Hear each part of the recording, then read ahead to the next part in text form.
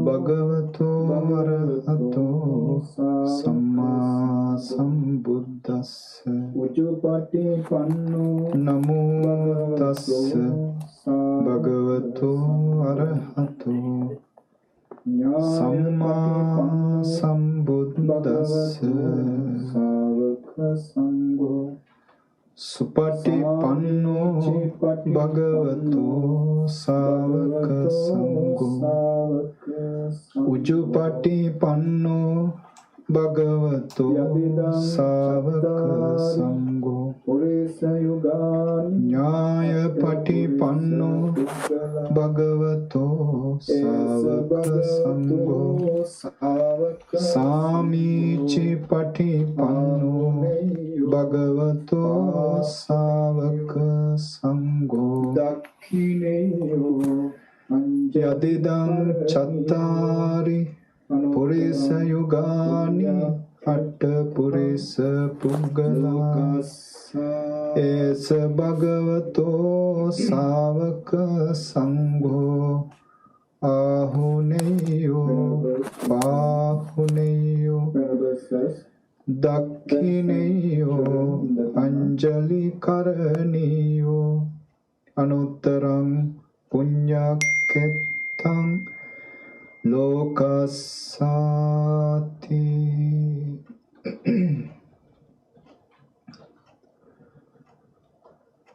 Venerable Chief Reverend, Venerable Sirs, friends and children in the Dhamma, welcome for our Sunday Dhamma talk in the series of Dhamma talks that we are continuing during these 3 months of rains retreat. Today this Dhamma talk is sponsored by Mrs. Ranjani Veerasurya, Dr. Roshani and Dr. Keith Salzman, and Maya and Nora.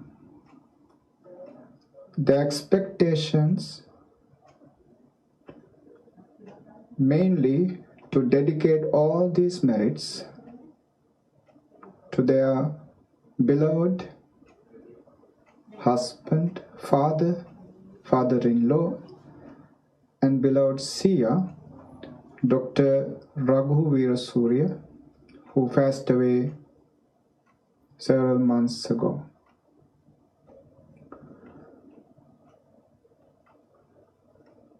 Mr. and Mrs. Veerasurya,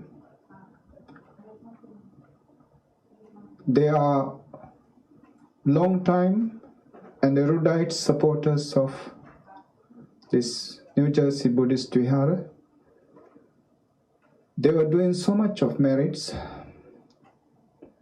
by participating all those religious activities and performing so much of dana for the Sangha and supporting for the continued existence of this temple. Both of them had accumulated so much of merits. So by listening, by sharing this Dhamma,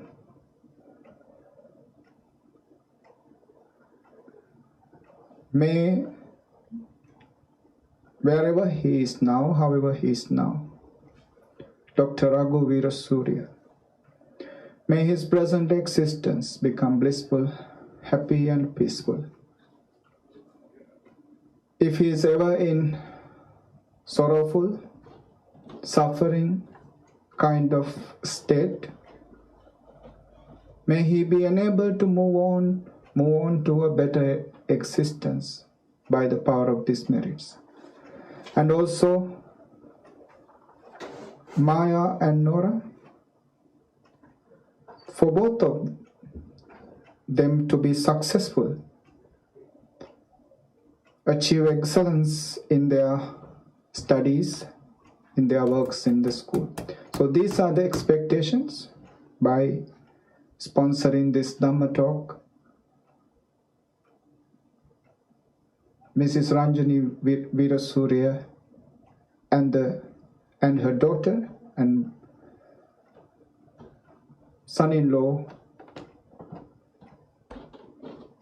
have these expectations in their minds. So with this, let's begin this Dhamma talk.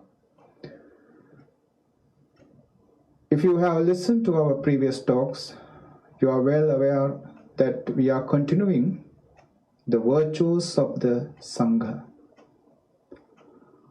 Sangha, meaning the community or the commune, the students of the Buddha, or mainly the individuals who listen to him. That's what is mentioned in this stanza. Savaka Sangho Supatipanno Bhagavato Savaka Sangho. Sangha community, Savaka Sangho. The community which is in the audience of the Buddha. The community who listen to the Buddha are the Sangha members who are mentioned in this stanza, where we respect or venerate the community of the Sangha. Now this Sangha is twofold, as Arya Sangha, the noble community, and Sammuti Sangha, the conventional community. Arya Sangha, noble community, is the community or the groups of people which consist of the individuals who attained to the stages of Streambina, Sotapanna, who are on the path and who have attained to the fruition, Maggapala, Sakadagami, once returner, Maggapala, Anagami, non-returner, Maggapala, on the path and fruition, and Arahant, Maggapala, who are on the path and in the fruition. So these are the fourfold individuals who are separated into two, as who are on the path and in the fruition. So there are 8 types of noble individuals, noble persons in the Buddha's dispensation. And these are the individuals who belong to this category called Noble Sangha. So in this category, there are householders, layperson, women and men, who have attained to the Sotapanna, Sakadagami, Anagami, while living at home, while performing all day-to-day tasks, while living just like any other human being at home, still following the Dhamma, they have attained to the stages of nobility, stages of supramundane path, until they become Anagami, non-returner.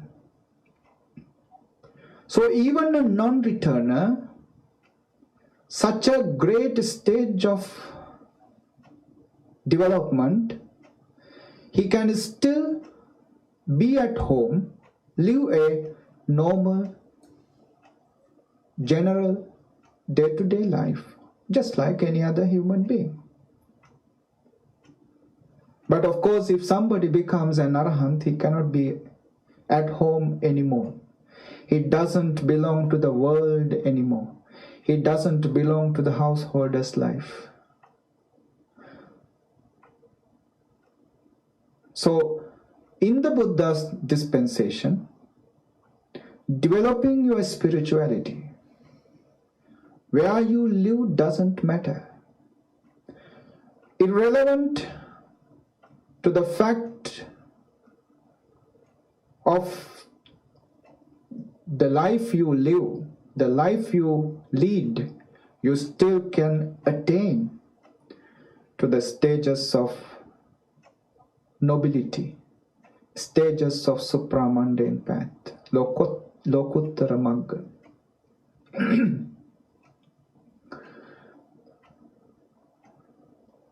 Now this is the Arya Sangha, the noble Sangha.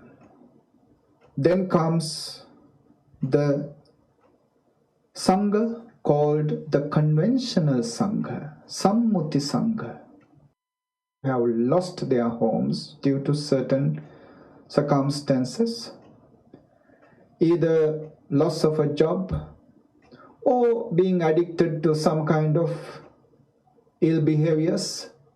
They have lost their properties and have fallen onto the roads, living on the roads. But in Buddhism, the homeless life is completely a different one. It is voluntary, it is voluntary, and it is done as an assistance for the spiritual search.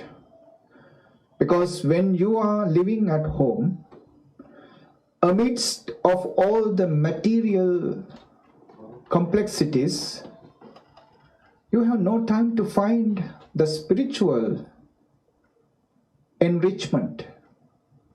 Buddha's idea is, when you are materially poor, limited yourself to simplicity in the material's sake, for the material needs, you are limited yourself for simple matters, simple things, then you can enrich your spirituality, develop your spirituality faster than the individuals who are at home. So those people who listen to the Buddha,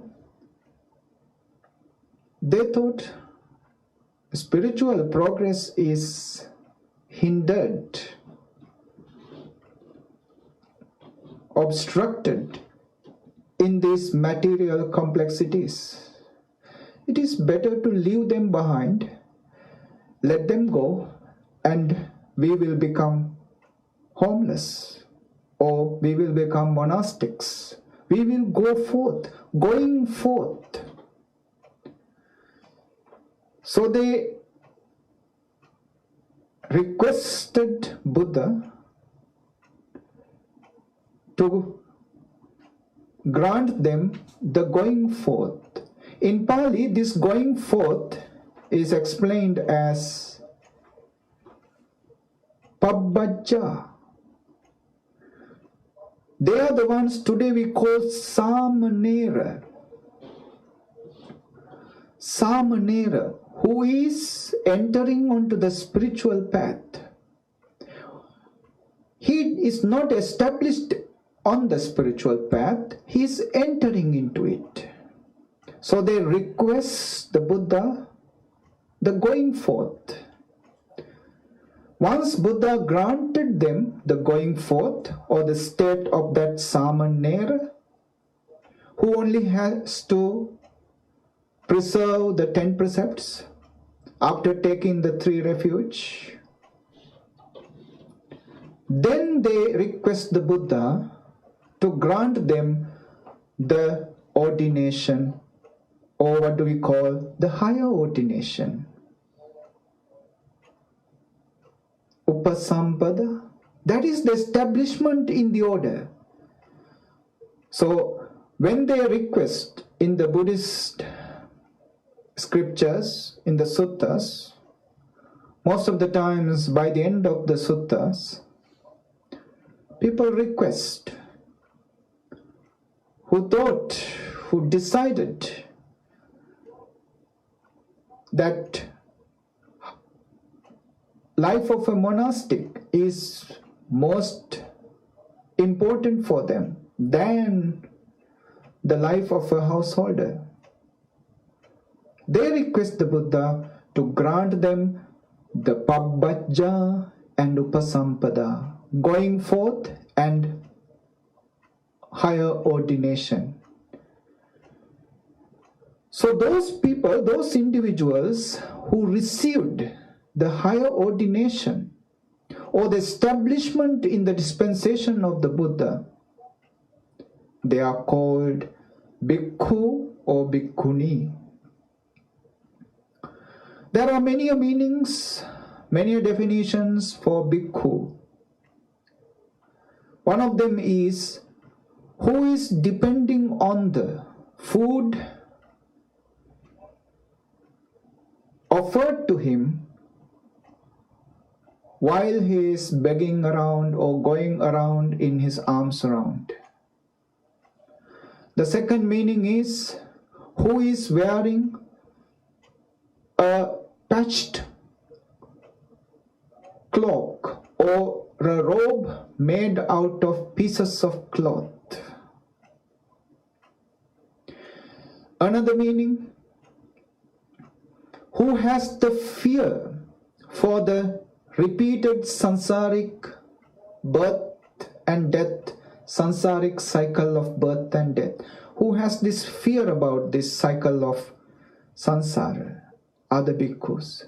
So likewise, this bhikkhu is granted for a person who is established in the order of the Buddha, who is sacrificing himself to get rid of the defilements, to attain the final liberation totally. So these are the two types of Sangha in the Buddha's ministry. The noble Sangha,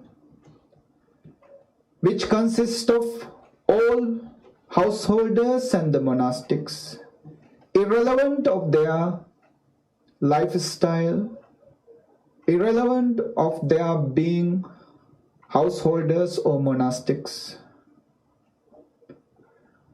Because of their attainment to the stages of liberation or to the stages of supramundane path, they are called noble Sangha. Even the lay people are included. Anathapindika, the count, is included because he is a Sotapanna. He had a daughter, Sumana Devi. She is a Sakadagami. She is included in the noble Sangha. Vishaka, she was Sotapanna and she is included. Likewise, many thousands of lay people are included among the monastics in this group of Sangha community called Arya Sangha. Then the second is the Sangha called Sammuti Sangha, the conventional Sangha. And that conventional Sangha is still continuing. Teacher to student, teacher to student. This conventional Sangha, after 2,500 years of the Buddha's passing away, that conventional Sangha is continuing. No monk can be ordained by himself. He must find suitable teachers to ordain him. In fact, 2 teachers must be needed. We call those 2 teachers Acharya Upajjhaya. These Acharya and Upadhyaya, these two teachers are required for another aspired layperson to be ordained. Sabba dukkha nissarana nibbana satchikaranatthaya imang kāsāvaṃ gahitvā pabbā jeta me bhante anukampaṃ upadāya.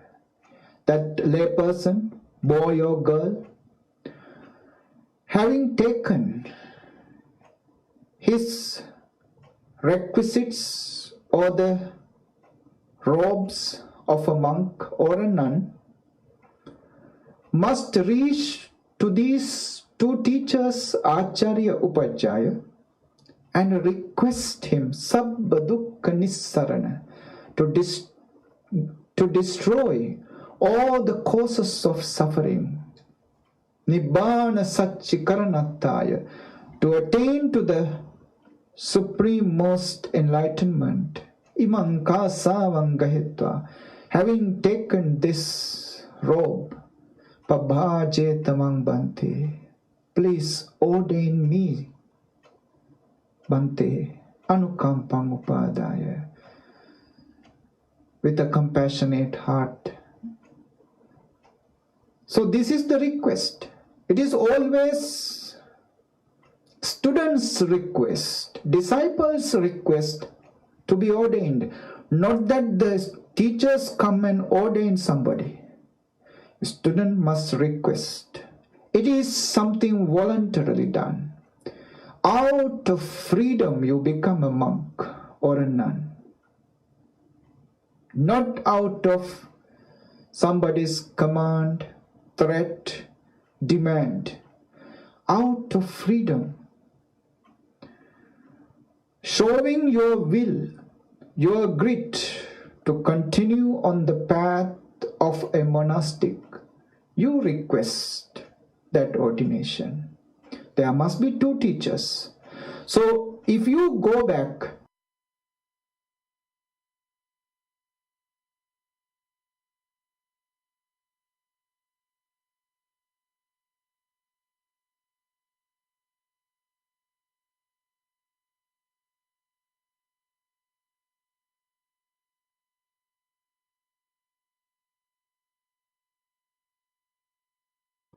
which is connected each part of the chain to the other part, every Sangha member, all these Sangha members today are connected to the past Sangha members who were continuing, carrying on the dispensation of the Buddha. It will reach to the Buddha himself. So from Buddha to his disciples, then those disciples ordained another group of disciples. Likewise, even after 25 centuries, this order of conventional Sangha, Sammuti Sangha, is continuing. Now this order of Sangha, they are called Savaka Sangha. This audience to the Buddha, the community who is listening to the Buddha. Of course, Buddha as a person is not so present today. He is absent. But his Dhamma is very much alive. The community who is reading this Dhamma, who is learning this Dhamma, and is still following the teachings of the Dhamma, are the Sangha. Now, when we think about the ones who listen to the Buddha, not that everybody get enlightened just because they listen to the Buddha. Buddha cannot make anybody enlightened. Enlightenment is absolutely depend on that particular person. Now there are 4 types of individuals. Separated based on their ability to achieve enlightenment. The first one is Uggatitatnya. These are the individuals, very special. These individuals could understand what the Buddha teaches to them in such a speed, such a haste, that they got enlightened, and sometimes they got into the stages of Dhamma just by listening to some words of the Buddha. Now, Venerable Sariputta, when he was at home, he is called another name, he was given another name, Upatissa. He is a son of a famous and powerful Brahmin family. But just like Bodhisattva, just like Prince Siddhartha, he left household life by seeing the vanity of all those objects of sensual pleasures. He left the household life already, and he found a master called Sanjaya. He learned all what that master could teach him, but he found this Sanjaya doesn't know Nibbana. This Sanjaya doesn't know the path for liberation. So he left Sanjaya with his friend Moggallana, and they were looking for a master.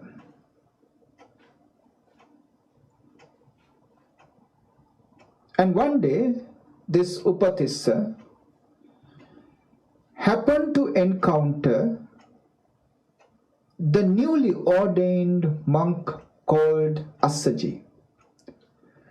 This Venerable Assaji was one of the foremost persons who were fortunate to listen to the Buddha. Among the 5 ascetics who listened to the Dhamma Chakka Pavattana Sutta, Assaji was one of them. And when this Upatissa saw Venerable Assaji, he was so inspired by the appearance of Venerable Assaji. The immediate feeling came to him was, this monk must have realized something. He's not a noble person. He's not a normal person. He's something. He has achieved something.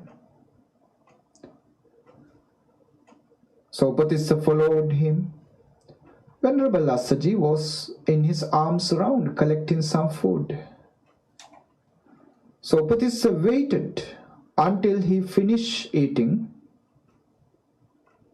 and then approached to him and asked him, Venerable, your outer appearance is so pleasant, calm and peaceful. You must have found something. You must have been liberated. Who is your master and what does he teach? Venerable Assaji said, my master is Lord Buddha. And of course, I am a newly ordained monk. I do not know much of the Dhamma. You better find the master yourself. Go and search for the Buddha, and you can learn Dhamma from him. He is living in Rajagaha. Why don't you go there?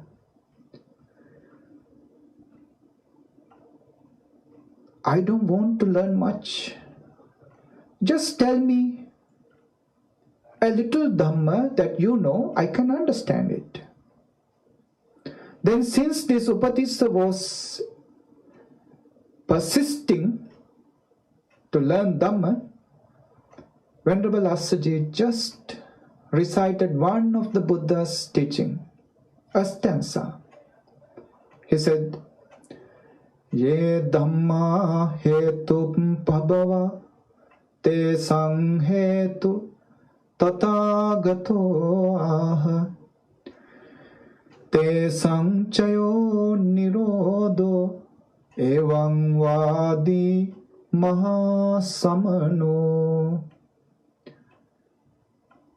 When this Assaji, Venerable Assaji, uttered this stanza, Venerable Upatisha did not have to listen the whole stanza. When he just heard the first line of the stanza, he was established on the first stage of sainthood, Sotapanna. He became Sotapanna. Just by listening to the first line of the stanza, his affinity with the Dhamma, his connection with the Dhamma, his practice in his past life was so powerful. Just by listening to that first line, he attained to the first stage of sainthood. Because he has been learning, practicing, developing spiritually. Eons in the samsara. This is the importance for all of us. Today what we learn, what we practice, what we develop within us will not go waste. They will follow us. They will become our parami. Parami is to go beyond the samsara. These what we learn, what we practice are the supportive factors. They will follow us. One day, when a Buddha appears in the world, when he teaches Dhamma, we are immediately connected because we have cultivated such a strong affinity, connection, friendliness with the Dhamma. You are no more strangers for the Dhamma. Upatisha had such a strong affinity.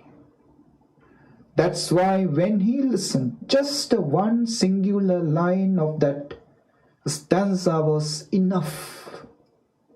He just attained to the stage of Sotapanna. Now, he just attained the first stage. There is a monk. If there is somebody to calculate the fastest to become an arahant, this monk is the fastest among all the Buddha's disciples to become an arahant just by listening to the Buddha's stanza. He's called Bahya Daruchirya. Of course, his name is just Bahya. What happened was, he went with a group of his friends, a sea voyage. In the sea, their boat was wrecked, and all his friends died. He is the only survivor, hanging onto a plank. He is swept away into a coastal area called Suparaka. He had lost his clothes, so he found some pieces of wood, covered himself by binding them to his body, and he sat down on the wayside with a begging bowl. When people saw him, they thought this is an arahant. Yeah. And they start offering food and rice and gold. And he's found that he can survive easily by pretending to be an arahant. And people started offering him clothes, but he rejected to wear clothes, because if he start wearing clothes, then he will lose his arahantship also. Because when you maintain a persona, if you maintain it today and people respect you because of that persona, you have to maintain continuously. That persona is not yours. It is something you borrowed. That is how the masters generate followers. Fake masters. Fake masters, they generate followers by creating personas. Ultimately, they have to maintain this persona somehow, because once they change the face, change the persona, you lose the disciples. So likewise, this guy also, this Bahya Daruchirya, he could not get out of those pieces of wood because people are respecting him since he's wearing those pieces of wood. And for years he was sitting like that, pretending to be an arahant, Mahabrahma. Seeing the stupidity, the ignorance of this man, approached to him and said, "You know that you are not an arahant, right? You are pretending to be an arahant. The real arahant is already there, 120 miles away. He's there.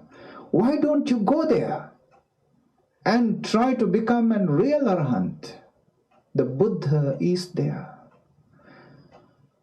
This man has so much of parami.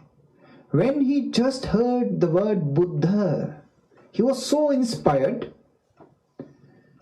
Immediately he started going towards Sravati, where the Buddha is living.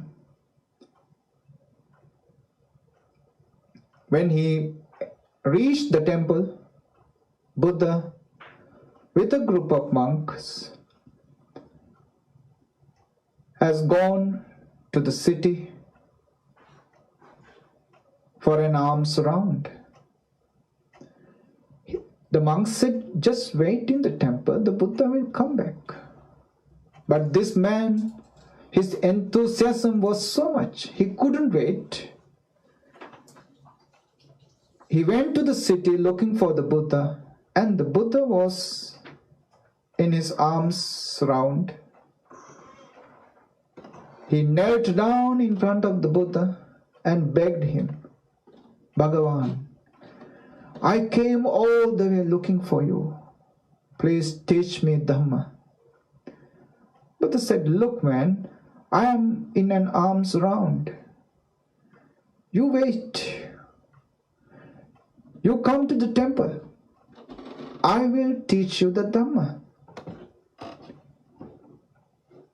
Man said, Bahya said, "There is no surety whether you will live until tomorrow or I will live until tomorrow.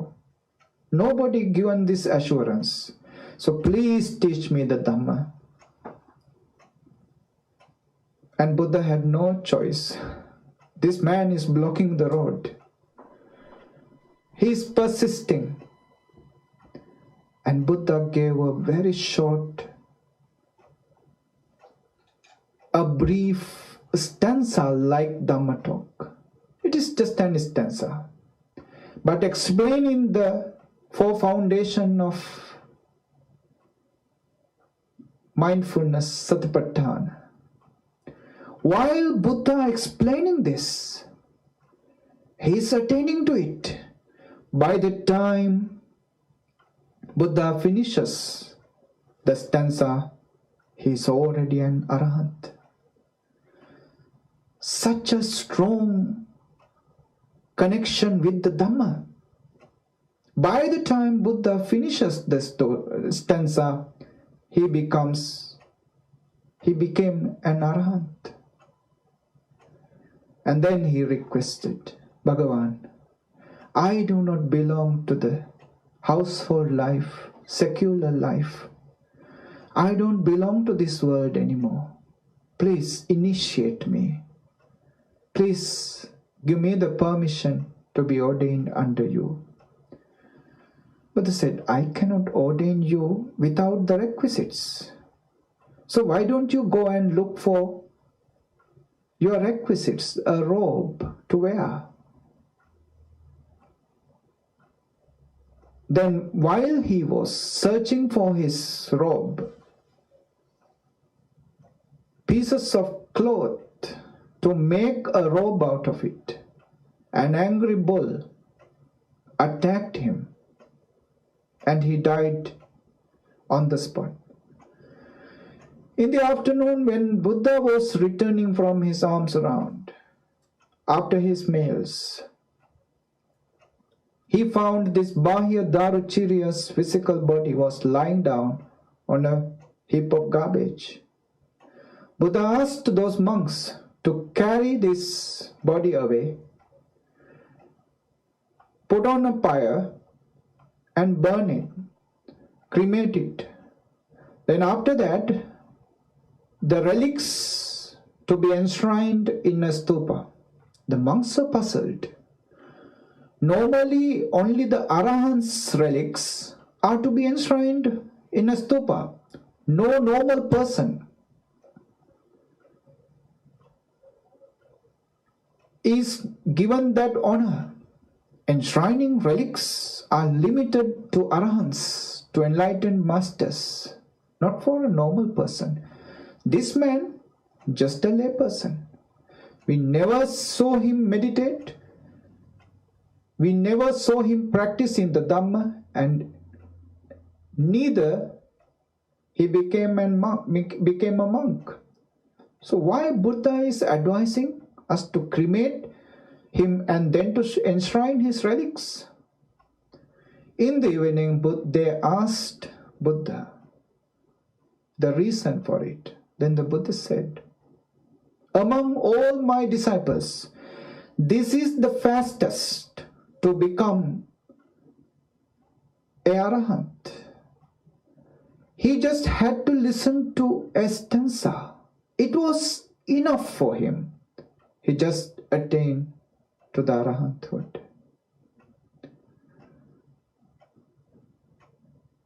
Bahya Daruchirya is the monk who attained to the arahanthood.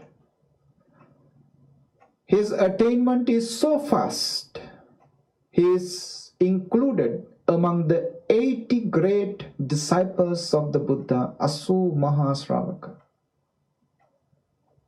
Among the 80 great disciples, this Bahya Daruchirya, who couldn't even become a monk, become a conventional Sangha member. He did not have that fortune, but his connection with the Dhamma was so powerful. One stanza was enough for him to become an arahant. So this is the first type. Among the noble Sangha, among the conventional Sangha, the ones who are fortunate to attain to the stages of enlightenment with such a fast, such a quick achievement, they are called Uggatitaknya. The second group is Vipanyitagya. These Vipanyitagya are the individuals who attain to the enlightenment, attain to the stages of Dhamma after listening to the whole sutta. Normally, Buddha teaches Dhamma in an ascending, which is from the bottom level or the lowest point to the highest point. He starts, which is something known to everybody. He starts where people practice generosity, where people preserve precepts, dana, sila. And then he starts talking about the pleasures in the heavens, sagga. Then he starts talking about the unpleasant, unsatisfactory nature of sensual pleasures. Then he starts talking about renunciation, renouncing, letting go. Likewise, gradually, he helps the listener to develop his consciousness. And then ultimately he talks about the special teaching of Buddha, the Four Noble Truths. Most of the times, especially during the first 20 years of the Buddha, those people who had parami, most of the times when they listen to this Anupubbi Katha, this talk, which is ascending the human consciousness to the top level, from dana, then sila, then sagga, generosity, precepts, then the heavenly life, then the unsatisfactory nature of sensual pleasures, then the Four Noble Truths. This ascending talk was so effective for many people, they became sotapanna just while listening to the Dhamma. While listening to the Dhamma. Yeah, that's why we can find in the Dhamma Chakkapatana Sutta, the sutta says, Imasminchapana veya karanasming banyamane ayasmato kondanyas virajang vitamalang dhamma chakkung udapadi yankinchi samudaya dhammang sabbantan nirodha dhammang. People who are familiar with this sutta, I think they remember this. While veya karanasming banyamane, while this Dhamma is explaining, not after the explanation, while this Dhamma is being explained, Ayasmato Kondanyas, for Venerable Kondanya, Virajang Vitamalan Dhamma Chakkung Udapadi, arose for him the Dhamma Chakku, the eye of the Dhamma, which is Virajang Vitamalang, which is devoid of defilements. And what is this Dhamma Chakku? The Dhamma Chakku, or the eye of the Dhamma, is nothing but to observe things, to see things as Yankinchi Samudaya Dhammang Sabbantan Nirodha Dhammang. All the phenomena, including himself, and all the phenomena he see, he hear, he smell, he taste, he touch. These are the phenomena. They are Samudaya Dhammang, Nirodha Dhammang. Arising phenomena, vanishing phenomena. Nothing else. Nothing to grasp, nothing to holding into, nothing to accumulate. Just arising and vanishing, nothing else. This is the eye of the Dhamma the people opened while listening to the Buddha. This is the second group. The third group is Njbv. These are the group who had to practice, who had to develop the triple practices called Sila, morality, Samadhi, concentration, Panya, wisdom. When they develop under the continuous guidelines of the Buddha, when they continue to develop Sila, Samadhi, Panya, gradually, sometimes after months, sometimes after years, sometime after a lifetime, just before the death, they attained to the enlightenment. They had to practice for so long under the Buddha's guidelines. Even Venerable Rahula, the son of Prince Siddhartha, who became a novice at the age of 7, until his age of 20, Buddha and his disciples, including Venerable Sariputta and Moggallana, they had to train him on the path of the Dhamma. What is the path? Sila, Samadhi, Panya. Precepts or the morality, concentration and wisdom. Sila, Samadhi, Panya. They had to continuously advise him, guide him, correct him and train him. Only at the age of 20, this Venerable Rahula became an enlightened master. He became an arahant. For years he had to be trained.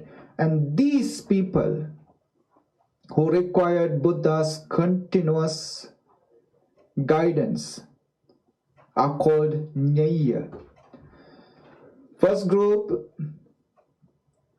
is called Uggatitagnya, second group Vipanyitagnya, third group Njbv, and the fourth group is Padaparama. I think we all belong to that group. Yeah.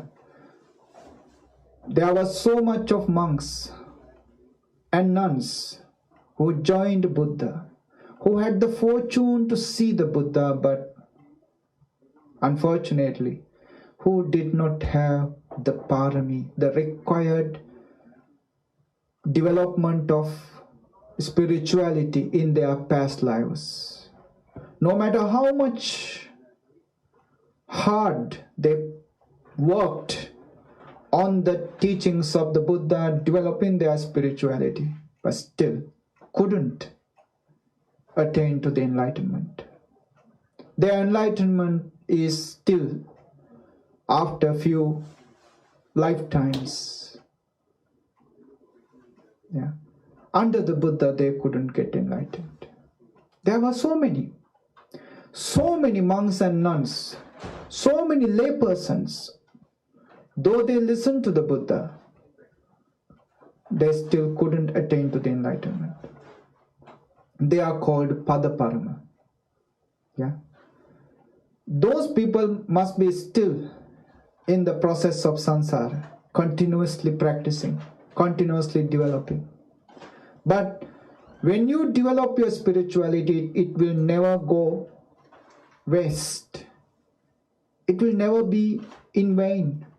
It will be a supportive factor, maybe not in the present life, but in the future lives. It will be supportive. So these are the 4 types of monks and nuns in accordance with their speed, quickness to attain to the enlightenment or not.